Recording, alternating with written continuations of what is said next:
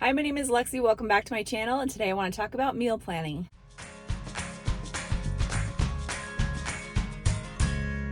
Okay, so if there's one thing that I would say has helped me in being able to fast, it is meal planning. And it's not something that I started because of fasting. I've been meal planning since I got married, so like going on, I don't know, 18 years. 17 and a half years, whatever. I think that meal planning just brings so much like peace to my life in general because it's something that I don't have to think about. And I also want to say that people think that they don't want to meal plan because they don't want to be like tied to a certain menu, or they want to be able to like change their mind. And you can totally do that, but the great thing about meal planning is that you have what you need and you have a plan. So it takes away that decision fatigue and also keeps you from making impulsive decisions. If you're like me and you have a family, I have 4 kids. So, I think that if I didn't meal plan, I would be ending up, at the drive-through getting food for my family quite often. And I think that's what happens to people a lot. And what I have found is that I don't enjoy fast food for myself, but I don't think that it's easier than making food at home. I think it actually is more stressful and more of a pain because, like, for me, I have to drive like 15 minutes to get to like these fast food restaurants. I have to wait in this long line. I have to like think about what everybody wants and make sure that they get what they want, and then wait for the food, bring it home, and it's just like such an unsatisfying experience in my opinion. And then it's like crazy expensive. Fast food it used to be cheap, but it's not anymore. It has gotten so crazy expensive. So meal planning is going to save you money. You're going to eat better food, and it's just going to cut back on that experience of being at the last minute and not knowing what to make for dinner. So I have mentioned in the past that I am a totally low tech person, and I am. Like, I do use technology, obviously, like I'm filming on my phone right now. I have a smartphone and blah, blah, blah, but I prefer pen and paper so much of the time, and I'm no different for meal planning. So what I do is I just go and find these free printable calendars, and I print them out and I write the meals for the month. Now, meal planning for an entire month might be really intimidating to you at first, so I would just suggest starting with 1 week at a time until you kind of like get a rhythm and that you can plan a month's worth of meals. So something that I started doing probably like, I don't know, 5-ish years ago, maybe longer, I don't know, is doing like a theme for each night of the week. And so that has made meal planning even easier. And so what I mean by that is, like, on Sunday nights, we have breakfast for dinner. So, like big hearty breakfast type thing, like breakfast burritos with eggs and bacon and potatoes and stuff like that. Or we might have like croissant sandwiches or French toast with some sides or whatever. But like the main thing is like breakfast for dinner. So that's another great thing to do if you are someone who is a faster and you don't eat breakfast anymore and you miss breakfast. Having it for dinner is a great option. So that's definitely something that my whole family enjoys. Now, Monday nights, this is a fast day for me. Mondays are a fast day. So I typically designate Mondays as like a leftover night. So if we have leftovers, that's what we'll do. If we don't, it'll just be something quick and easy. Like when I go to Costco, they typically have like these frozen dinners on sale, and some of them are pretty decent.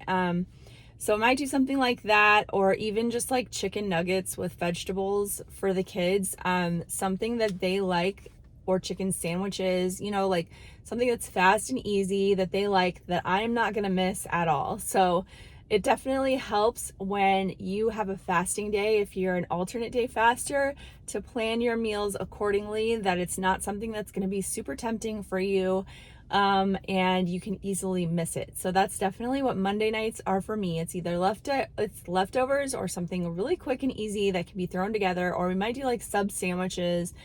So you get the idea, just like something really quick and easy that is not super tempting.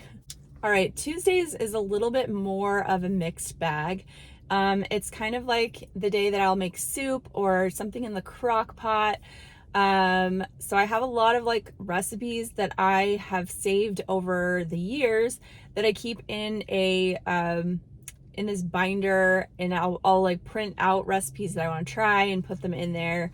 And I just kind of rotate through that. I also have another notebook that has like things that I can make on Sundays, things that I will make on Mondays. And when I'm making my calendar for the month, filling out this calendar, I'll just go through there if I don't already have something in mind, because usually there's like something at the top of my mind, like, oh, I haven't had this for a long time, so I'll put this in on this day. And I try to plan around like what's going on in my life. Crock pot meals are like so nice, because especially if you're busy in the evening, like I find that it's so nice to just be able to prepare things in the morning when I have time. And then when it's dinner and there's like activities going on and things, then it's done, it's ready to go. People can just grab it whenever they're ready to eat. Because in my family, we don't typically sit down to eat dinner together on weekdays, because everybody is like on different schedules and stuff. And so that's just how we do it. Then, so yeah, that's Tuesday. It's just kind of random. I might like grill something, because I love to grill. So I might do like a pork tenderloin and some rice and vegetables or something like that. So Tuesday is a little bit random. Really just depends on what's going on and how much time I have and what I feel like making. That is one of my eating days, is Tuesday. So I definitely look for things that I want to eat, that I'm excited to have. So I actually will often try new recipes on a Tuesday. So Wednesday is pizza night, something my kids look forward to, and I will either make pizza or we will just do frozen pizza, which my kids actually prefer because they're crazy like that.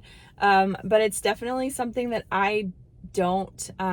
It was something that was really tempting in the beginning, but now I realize that I don't like that pizza. So I'm not tempted to eat it, and it's fine. Like I can totally get through that.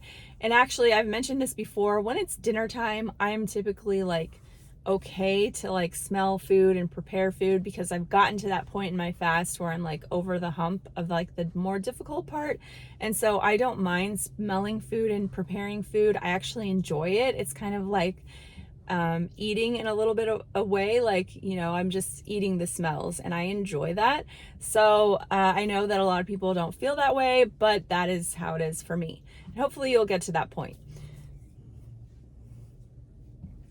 Thursdays we do Italian, so I maybe like chicken parmesan or spaghetti or lasagna or something like that. And so that's also something that I enjoy, because that's one of my eating days. And so I look forward to that, and my kids like it as well. So it's nice to like rotate some of those things through every Thursday, and that's what we do on Thursdays. Now Friday is my last fasting day of the week. So I usually fast Monday, Wednesday, Friday, and we do Mexican food on Fridays. And so that is actually probably the most tempting for me, because I love Mexican food, and it always smells so good and looks so good. So we'll do like tacos, or we'll do enchiladas or fajitas, sometimes quesadillas. So that's like what we rotate through on Fridays. And yes, it is a little bit hard, but what I found is that Mexican food reheats really well and tastes really good the next day. So that's just something that I look forward to having for lunch on Saturday. And that's what kind of motivates me to get through that last part. And also, like, at this point, I've gone through, this is my last fast of the week. Like, there's just no way that I'm going to break at this point. Like, I'm going to get to the finish line. And so that's what I do. I push through. I don't think that I've ever broken prematurely on a Friday before. So that's our Friday. And then Saturday also is a little bit more variable. I will grill a lot on Saturdays. Or like my husband and I will go out for a date, and so my kids will just have something easy while we go out. Or I might do like a roast or something like that. Something that might, be a little more time consuming, that I don't feel like making during the week, that I don't have time to make during the week. Maybe trying a new recipe. So those are kind of the type of things I would do on a Saturday. So that is how I meal plan. I just print off these calendars. This is a blank one for March. And once it's like approaching the next month, maybe like the week before or 2 weeks before, I will pull out the next page. I'll print like 6 months at a time. So I'll pull out the next page and just fill out, like I'll do Sundays and then Mondays and, just like, what do I feel like having? What have we not had for a while? And yes, things change definitely. Like I will have to rearrange things. Like I'll say, okay, I feel more like having this on this day, so I'm going to switch this with the next week, and I'll just kind of do that on the calendar. And that's okay. But the great thing is that you have a plan, and you have, and of course the next part of that is going grocery shopping. So there are like staple items that I just keep on hand that I use for like lots of different recipes. And those are things that I just know I always need to restock. So like when I use one, I'll put it on the list for the next time to replenish that. And there's a lot of things that I keep like a lot of extra for that we use often. And so like, I'll just make sure that when one thing is getting low, I'll get another backup of that. And this also helps with like grocery costs, because cost of groceries is going up so much that I have this list of like things that I need, that I know I'm going to need throughout the month. So I'll kind of be looking at like ads for sales at stores for when those things go on sale. And if you kind of just get like used to doing this, you'll recognize prices of like where it is best to buy certain things that you buy all the time. And that's what's great, is that it saves a lot of money, because it's just like if you're using the same things over and over, then you can recognize, okay, that's a good price, I'm going to buy that right now. Or that's not so great, I don't need that right away, so I'm just going to wait a while and see if that goes on sale.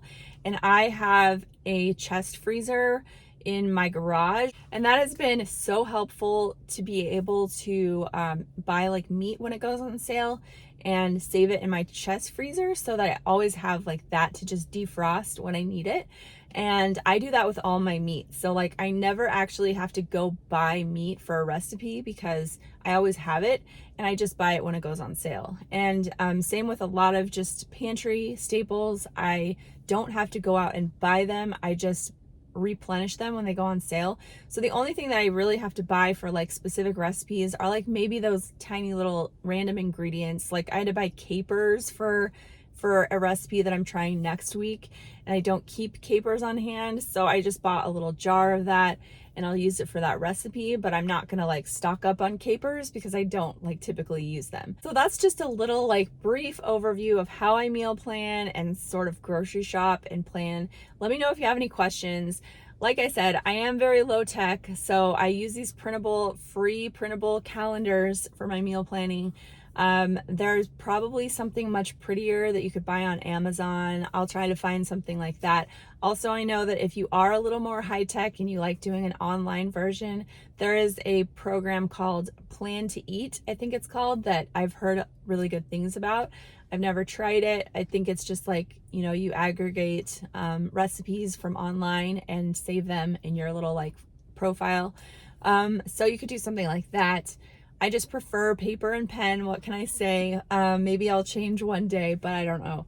So I hope that helps give you just some inspiration and ideas to start meal planning, because I think that really, really helps in being able to sustain a lifestyle of not only healthier eating, but resisting those last minute temptations to go grab something when you're not around like fast food and stores when you have to eat, or when you're at that meal time. I just think it really cuts back on a lot of that temptation. So I hope that helps you, and I will talk to you guys next week. Thanks for watching. Bye-bye.